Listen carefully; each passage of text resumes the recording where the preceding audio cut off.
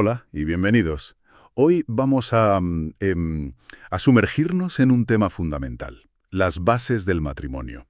Y lo haremos explorando eso que se llama el principio, tal como aparece en un diálogo clave de Jesús en los Evangelios. El material que usamos viene de un texto llamado El matrimonio desde el principio, y cobra interés extra si pensamos en debates actuales como los preparativos para un sínodo de obispos sobre la familia. Nuestra idea hoy es desgranar un poco qué es eso de volver al principio. Efectivamente, el texto se centra justo en esa conversación. La gran pregunta es, ¿a qué se refería Jesús exactamente con el principio cuando le preguntaron sobre el divorcio? Y, sobre todo, ¿por qué le dio tanta importancia? ¿Por qué insistió en llevarnos ahí? Eso es lo que vamos a explorar. Pues vamos a meternos en harina. Recreemos un poco la escena. Esto es en el Evangelio de Mateo, ¿verdad? Sí, Mateo 19. Y no es una charla tranquila, ¿eh? Los fariseos se acercan a Jesús y, como dice el texto, para tentarle. O sea, iban a pillarle. Totalmente. Era una emboscada teológica, podríamos decir. Y le sueltan la pregunta, ¿es lícito repudiar a la mujer por cualquier causa? Una pregunta con mucha miga en esa época, ¿no? Muchísima. Había diferentes interpretaciones, escuelas. Era perfecta para comprometerle, dijera lo que dijera. Pero aquí viene lo interesante, y es lo que subraya la fuente que manejamos. La reacción de Jesús. Podría haber entrado al debate legal, ¿sabes? A discutir los detalles de la ley de Moisés, las causas justas, la casuística. Lo esperable, quizá. Sí, pero no lo hace. Elige otro camino. Y por 2 veces, ojo, insiste en redirigir todo hacia el principio, como diciendo, no vamos a discutir esto en vuestros términos. Vale. ¿Y qué es el principio entonces? ¿A qué se refiere concretamente? Pues no deja lugar a dudas, porque va directo al Génesis, al libro que ellos, los fariseos, conocían perfectamente. Cita primero, de forma muy resumida, Génesis 1:27. Al principio el Creador los hizo varón y hembra. Es interesante cómo condensa esa idea, ¿verdad? El texto completo dice más sobre la imagen de Dios y tal, pero él va al núcleo. Varón y hembra desde el inicio. Y no se queda ahí, claro. No. Enlaza directamente con Génesis 2:24. Lo cita casi entero. Por eso dejará el hombre a su padre y a su madre y se unirá a su mujer y serán los dos una sola carne. Impresionante cómo conecta esos 2 momentos de la creación. No son citas sueltas. Exacto. Construye un argumento con ellas. Pero lo más importante, y esto es lo que recalca nuestra fuente, es lo que Jesús añade después de citar. Porque, Génesis describe algo. Dejará, se unirá, serán. Podría ser una descripción de cómo eran las cosas. Claro, un relato de hechos. Pero Jesús le da la vuelta. Concluye, de manera que ya no son 2, sino una sola carne. Y aquí viene el remate. Por tanto, lo que Dios unió, no lo separe el hombre. Ese no lo separe es, según la fuente, determinante. Pasa de descripción a mandato. O sea, que convierte el relato del Génesis en una norma divina con efectos prácticos. Justo eso. Desde esta lectura, Génesis 2:24 no es solo poesía. Es el fundamento de la unidad una sola carne y de la indisolubilidad.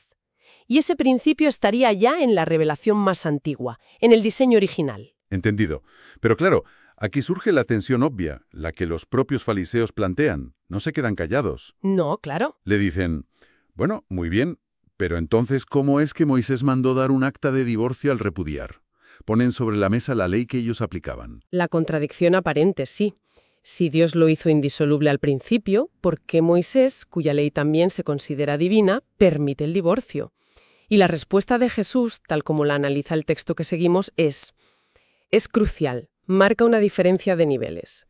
Les dice, por la dureza de vuestro corazón os permitió Moisés repudiar a vuestras mujeres, pero al principio no fue así.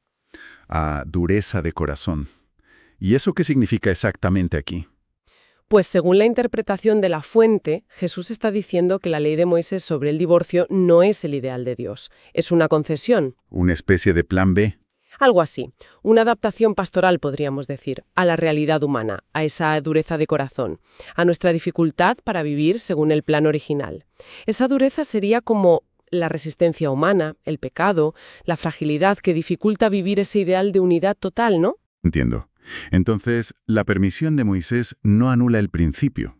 Exacto, es como una medida secundaria, temporal si quieres, frente a la norma original que es el principio. Jesús estaría llamando a superar esa concesión y volver al ideal.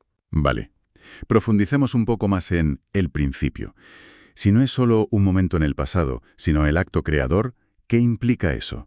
El texto que comentamos insiste mucho en que la llamada de Jesús a el principio no es solo recordar historia bíblica. No, para nada. Es una invitación a pensar en cómo Dios creó al ser humano, como varón y hembra.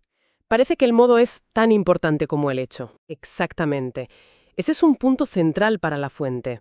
No basta con decir, Dios creó al hombre y la mujer. Hay que meditar en el significado de esa dualidad original, esa diferencia, esa complementariedad, que según esta visión está inscrita en nosotros desde el inicio. Comprender eso a fondo sería la clave para entender por qué Jesús habla de una sola carne y de no separar. O sea, ¿la forma de la creación explicaría la esencia del matrimonio? Eso sugiere la fuente, sí. Y subraya que esta reflexión no es cosa del pasado. No era solo para los fariseos. El texto lo dice claro. Esto es tan válido para los interlocutores de hoy como lo fue para los de entonces. Interesante. La necesidad de volver a pensar en esos orígenes, en el diseño creador, se presenta como algo fundamental siempre. Antes de discutir temas pastorales o sociales, hay que tener claro este fundamento teológico, según esta perspectiva. Y es curioso cómo el texto mismo conecta esto con un momento concreto, ¿verdad? Indica que estas reflexiones se prepararon pensando en el sínodo de obispos sobre la familia. Sí, lo menciona explícitamente.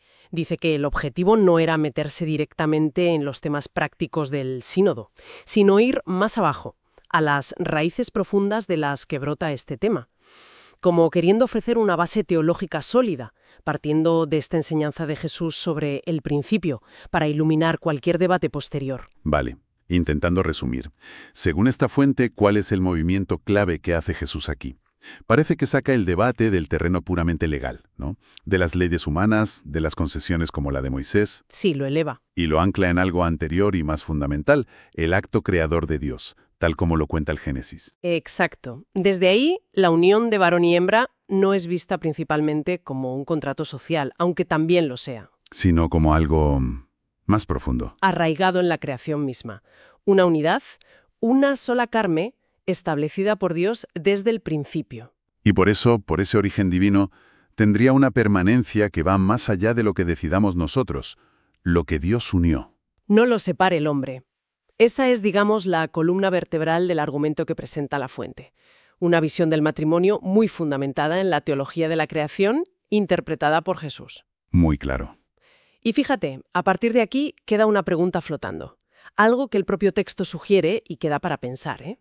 A ver. La fuente insiste en que no basta con aceptar las normas, lo permitido o prohibido que sale del principio, invita a ir más allá, a meditar de verdad sobre el modo en que fuimos creados, varón y hembra, esa diferencia, esa dualidad querida por Dios. ¿Y qué podría salir de ahí? Pues, ¿cómo podría una reflexión profunda sobre eso, sobre el diseño mismo, cambiar nuestra forma de entender no ya las reglas, sino el propósito, la esencia del matrimonio? No solo pensar en la indisolubilidad, sino en qué significa en positivo ser una sola carne, precisamente porque somos diferentes y complementarios. Claro, ¿qué implica eso en el día a día, en la relación? Exacto. Para la comunicación, la entrega, la fecundidad entendida en sentido amplio, para afrontar juntos las dificultades. La fuente sugiere que pensar en el cómo fuimos creados podría abrirnos los ojos al para qué del matrimonio, de una forma más profunda que simplemente cumplir una norma. Como descubrir el sentido inscrito en nosotros mismos. Algo así. Es una idea potente, ¿eh? Para seguir dándole vueltas.